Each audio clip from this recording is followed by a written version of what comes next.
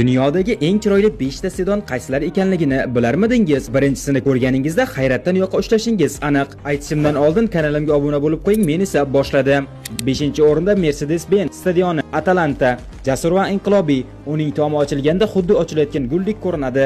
Zamonaviy dizayn mo'jizasi va janubning haqiqiy ifodasi. 4-o'rinda Lusail stadioni Qatar. Cho'ldagi mo'jiza, an'anadan ilhomlangan, tarix uchun barpo etilgan, har bir g'isht tarixni ifodalab turadi. 3-o'rinda Sofi stadioni Kaliforniya. 5 milliard dollarlik san'at asari, yorqin tomi va dunyodagi birinchi tomonlama video halqasi bilan. Bu oddiy stadion emas, bu dahshatli stadion. 2-o'rinda afsonaviy Santiago Bernabeu, po'lat va yorug'lik bilan qayta yaratilgan, kumushga o'ralgan toj kabi porlaydi.